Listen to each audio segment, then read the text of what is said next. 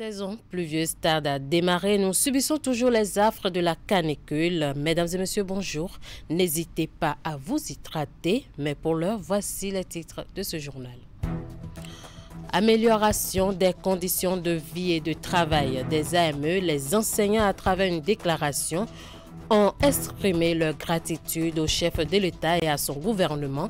À suivre dans ce 13h au Bénin un extrait de cette déclaration. Descente d'une équipe de l'Agence nationale de normalisation de métrologie et du contrôle qualité dans les boulangeries. Objectif, sensibiliser sur les normes en matière du kilogramme de pain fabriqué. Les détails à suivre.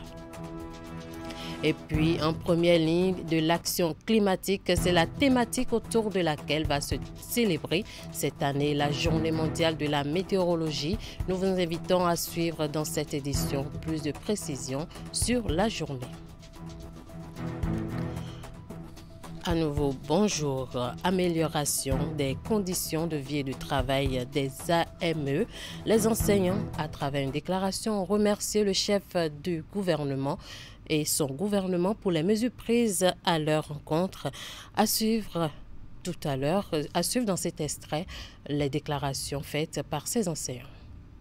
L'ingratitude est un double vice en ce qu'elle dégrade celui qui en est atteint et qu'elle ferme le cœur de l'homme bienfaisant, a déclaré Guillaume Charles-Antoine Tiguel de l'Esprit Noir. Nous, AME, membres de l'association Sierre Sample, venons par la présente déclaration témoigner toute notre gratitude au gouvernement de son Excellence, M. Patrice Athanase Guillaume Talon, pour les mesures prises au Conseil extraordinaire des ministres du lundi 18 mars 2024 en faveur de nous AME et qui participent incontestablement de l'amélioration de nos conditions de vie et de travail. Nous témoignons notre sincère reconnaissance au ministre des enseignements maternels et primaires, M. Salimane Karim. C'est le lieu pour remercier les cadres à divers niveaux qui n'ont ménagé aucun effort pour jouer leur partition pour les mesures prises en notre faveur. Nos sincères gratitudes vont également à l'endroit de tous les secrétaires généraux des centrales et confédérations pour l'amour qu'ils ont pour les AME. Ces dernières mesures prouvent que les fruits tiennent progressivement la promesse des fleurs.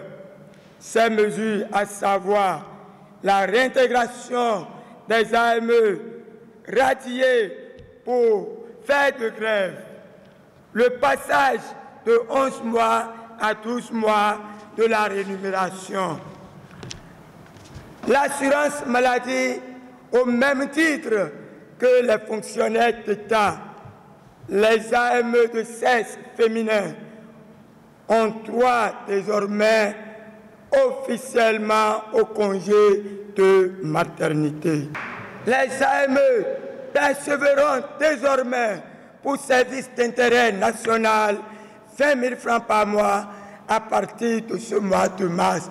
La gratuité de scolarité pour les enfants des AME. Vous venez de suivre les aspirants au métier de l'enseignement du primaire, membres du cercle de réflexion des suppléants des enseignements maternels et primaires qui justement remerciaient le gouvernement de Patrice Talon pour les nouvelles mesures prises en leur faveur. C'était à travers une séance de travail tenue ce mercredi entre membres du cercle de réflexion qui a non seulement servi de cadre de remerciement, mais de réflexion sur les perspectives futures. La séance a eu lieu au siège de la Bourse du Travail à Cotonou.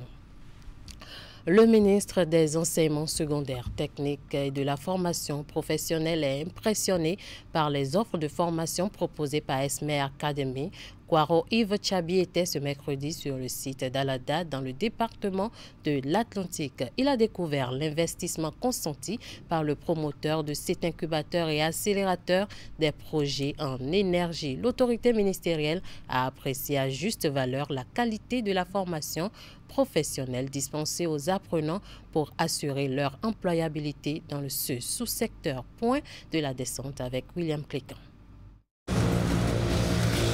Kwaro Yves Chabi a foulé les 3 grands espaces de ce site d'Esmer Academy à Alada. Le ministre des Enseignements secondaires, techniques et de la formation professionnelle découvre le champ solaire photovoltaïque de production d'énergie électrique implanté ici. L'autorité et sa suite ont aussi visité la plateforme technique de formation en réseau. La visite des installations finit au laboratoire en découverte des appareils qui le composent. Avec tous les équipements que nous avons vus et toutes les explications techniques qui ont été données, je suis heureux de savoir que désormais notre pays peut être compté au rang des pays qui sont en train de contextualiser leur développement. Donc c'est un centre qui peut apporter un plus, qui peut appuyer réellement cette ambition de notre gouvernement dans le domaine de la formation technique et professionnelle dans notre pays. Le niveau d'investissement et la qualité du matériel disponible dans le centre privé de formation professionnelle et d'apprentissage en énergie renouvelable impressionnent le ministre en charge du sous-secteur. La création d'Esmer Academy s'est inscrite dans la mise en œuvre de la stratégie nationale de l'enseignement technique et de la formation professionnelle. Nous avons pris du temps pour préparer cette contribution que vous voyez aujourd'hui devant vous.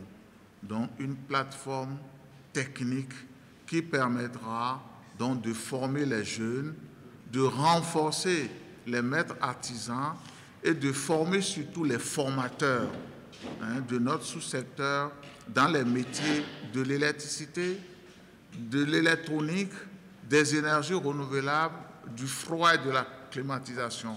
Parce que ce que j'ai vu ce matin est tout simplement impressionnant.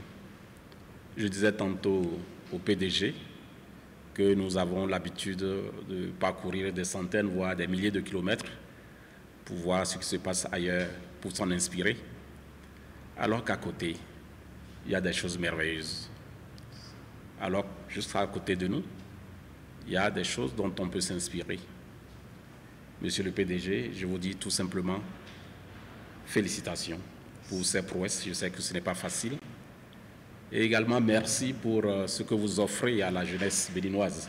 Tout ce qui est technique, vous devez savoir que le recyclage de la formation constitue un élément très important dans le rendu des prestations de ces techniciens. La visite de l'autorité ministérielle marque l'engagement du gouvernement à soutenir cette initiative qui outille les apprenants aussi bien en formation initiale que continue pour les techniciens déjà en exercice. Séance d'échange avec les militants de l'Union progressiste Le Renouveau. La rencontre fait suite à la récente annonce du gouvernement de faire des travaux d'aménagement en terre et de bitumage de routes dans plusieurs localités du pays, au nombre desquelles Glazoué et Ouessé dans la 10e circonscription électorale. Au contact des invités venus des localités traversées par les voies retenues dans la commune de Glazoué, l'honorable Edmond Agua est allé les rassurer et donner plus de détails sur le projet. L'occasion a été celle choisie par les populations pour exprimer leur reconnaissance au chef de l'État. Plus de précisions avec Imet Hélène Amosso et Georges Vaudouna.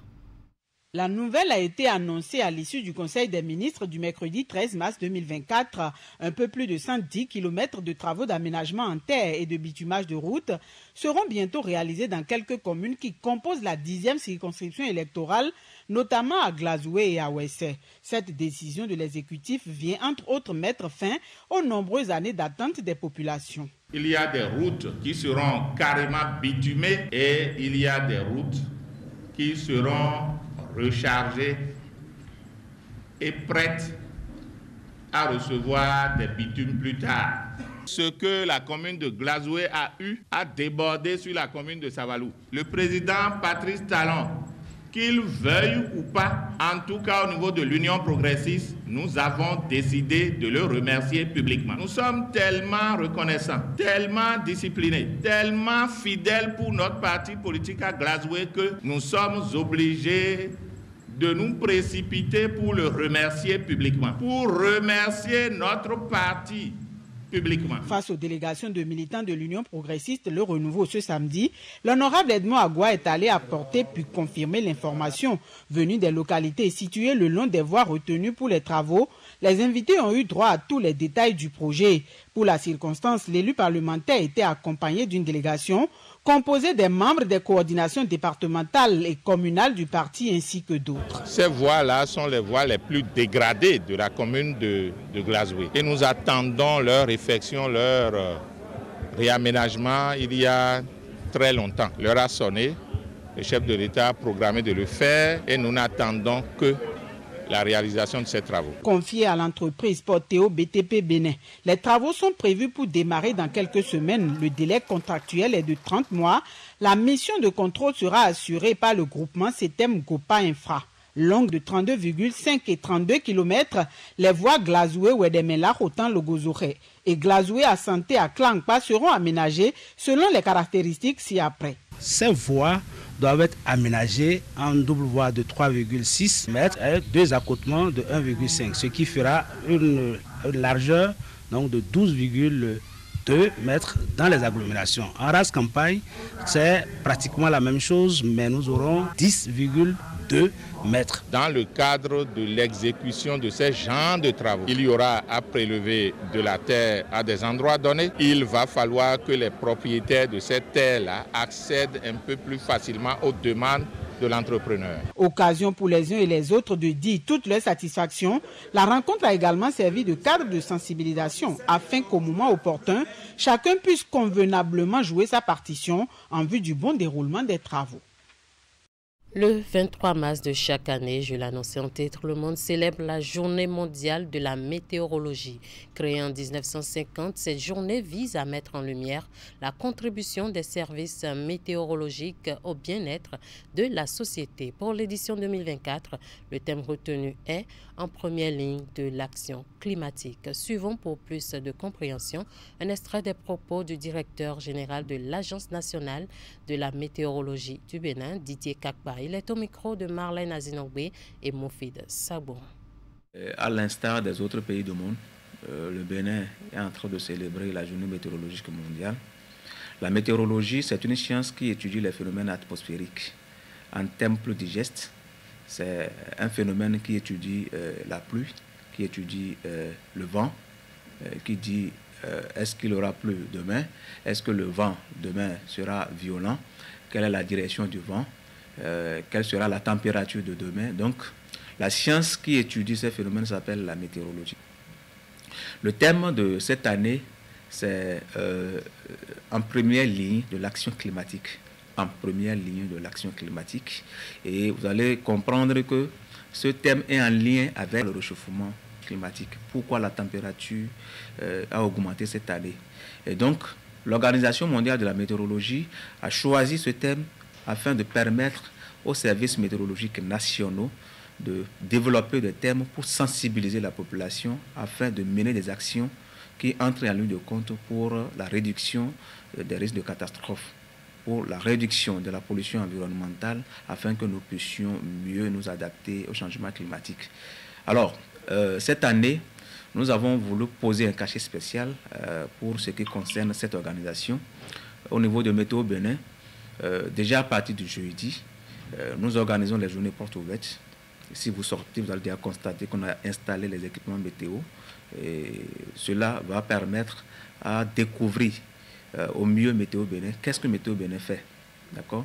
Quels sont les produits que nous mettons à la disposition de la population? Les équipements que nous utilisons pour la collecte des données météorologiques, à savoir la pluie, la température, l'insolation. Comment est-ce que nous utilisons ces données? Comment est-ce que nous collectons ces données? Donc, c'est l'occasion pour les chercheurs, c'est l'occasion pour les étudiants de passer à la météo pour pouvoir visiter un peu les équipements. Et donc voilà, il y a tellement d'activités à l'ordre du jour.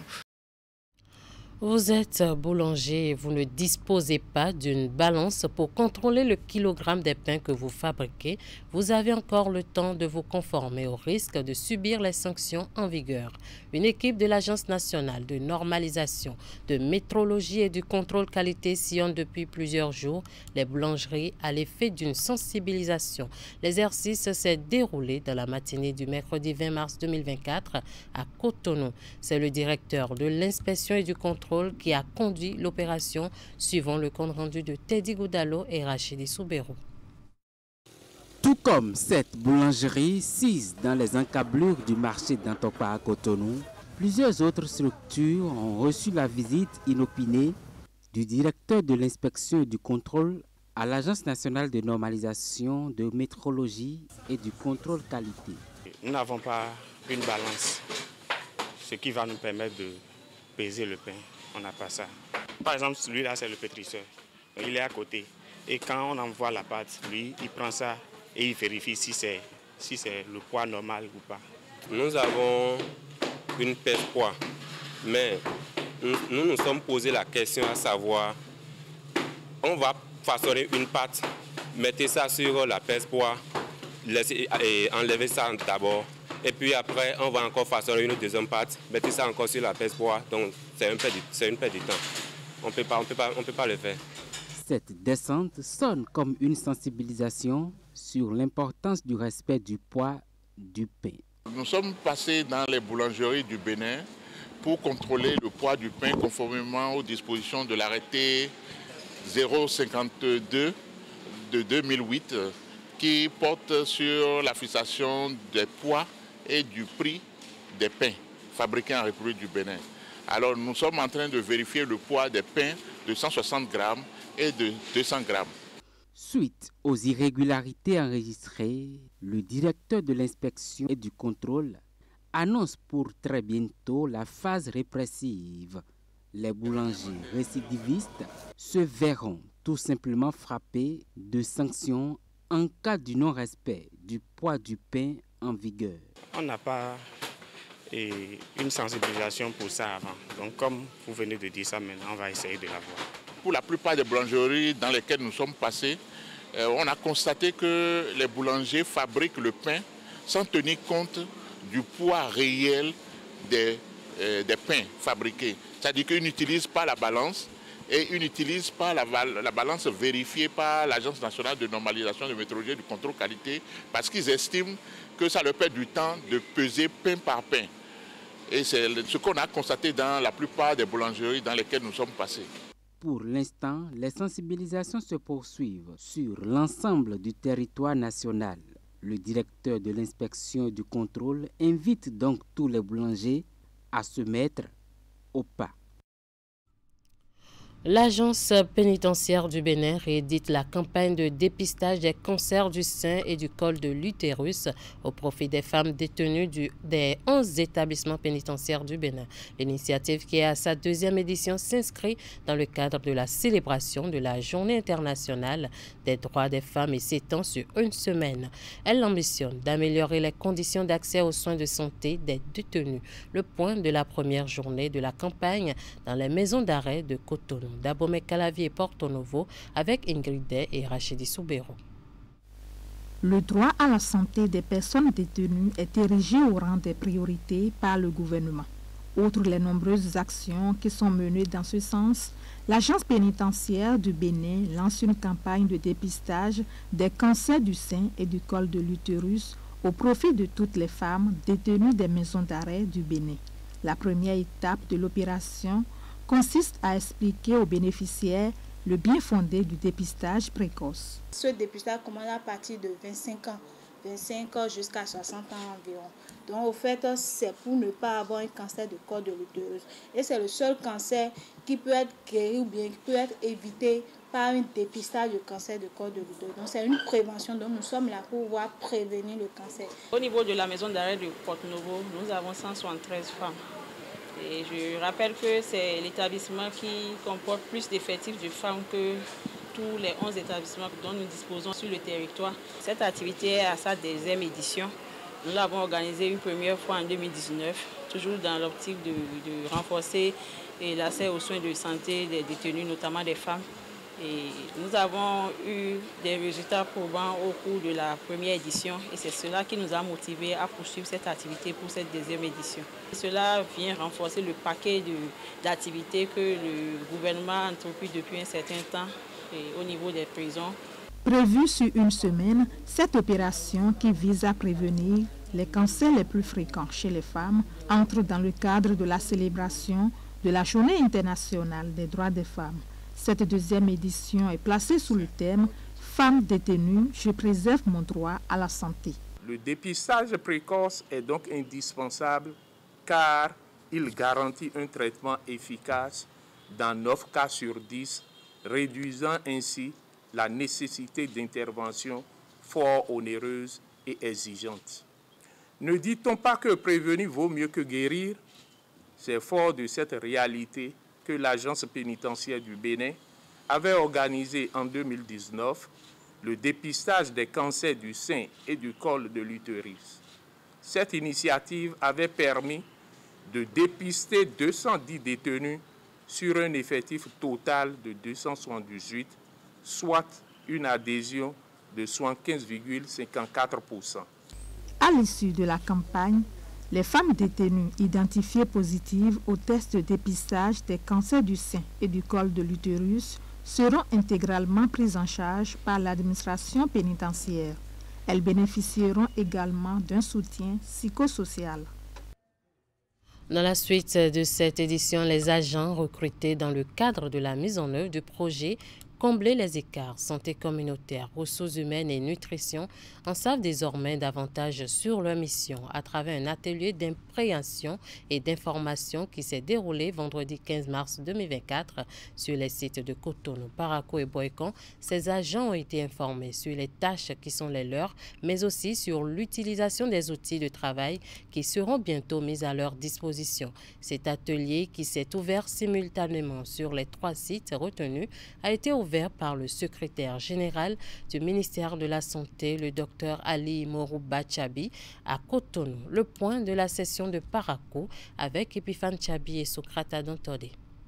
Ils sont 416 agents de santé communautaire qualifiés, recrutés dans le cadre de la mise en œuvre du projet Combler les écarts, santé communautaire, ressources humaines et nutrition. Ces agents sont désormais mieux informés et orientés sur leur mission et leur rôle dans l'atteinte des résultats de ce projet ambitieux dont l'objectif est d'assurer les soins de services de santé communautaire intégrés à tous les ménages du pays, tout en assurant la mise en place d'un bon dispositif d'alerte pour la survenue des maladies en milieu communautaire. Sur les 3 sites retenus pour cette séance, dont Cotonou, Boycon et Parakou, c'est ce vendredi 15 mars 2024 que la séance a été lancée par le secrétaire général du ministère de la Santé, Dr Ali Morou Bachabi. Représentant le ministre de la Santé, il a rappelé aux bénéficiaires l'importance du projet, le but visé par le gouvernement avant de les exhorter à une attention soutenue. Et dans sa communication, Dr Anita Wadaï, la coordonnatrice du projet, a exposé les objectifs de ce projet qui se résume essentiellement à fournir aux agents les informations nécessaires sur le projet, de les informer sur leurs tâches, leur rôle, leurs responsabilités dans la communauté pour l'atteinte des objectifs.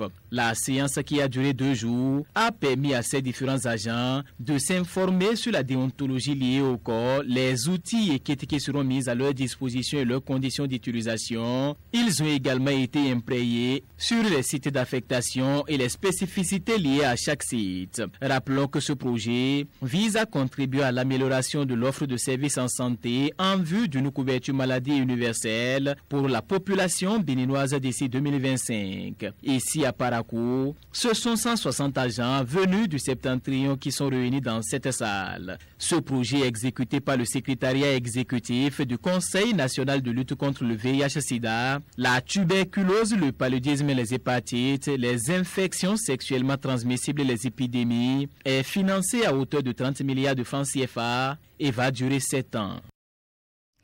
Il se tient depuis mardi dernier à Cotonou une réunion régionale consultative sur la fortification alimentaire dans l'espace CEDEAO. Plusieurs experts de l'Organisation ouest-africaine de la santé et en nutrition participent à cette rencontre qui va permettre de discuter et de tirer des leçons sur les projets de fortification alimentaire à grande échelle mis en œuvre dans la région. Teddy Goudalo.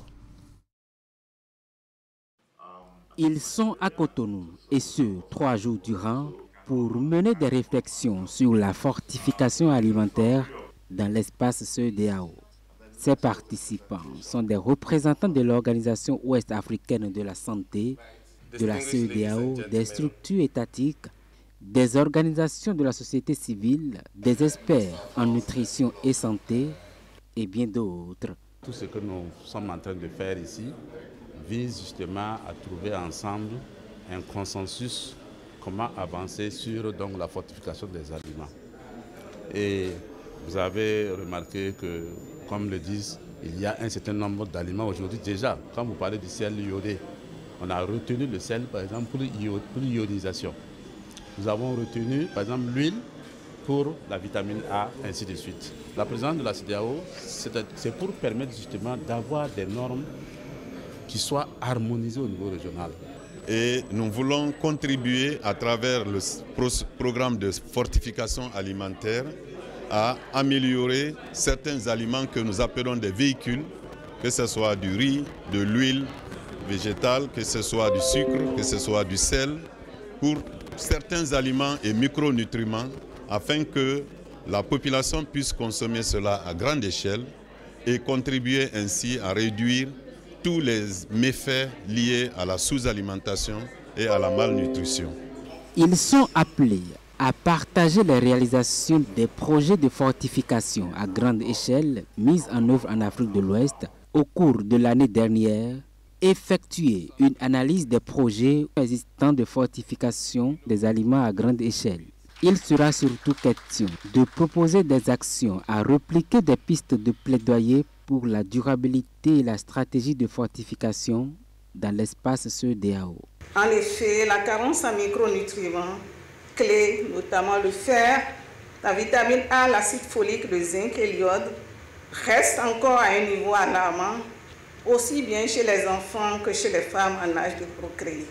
C'est au regard de cette situation que l'enrichissement alimentaire à grande échelle et une opportunité a été retenue comme un moyen porteur pour remédier aux carences nutritionnelles à grande échelle, car elle permet, sans changer les habitudes alimentaires, d'améliorer les valeurs nutritionnelles des aliments. La fortification alimentaire à grande échelle est une stratégie efficiente pour prévenir les carences en nutrition et améliorer la santé globale des populations.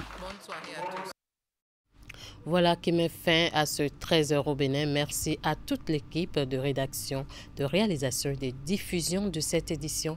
Merci à vous de nous avoir suivis et à bientôt.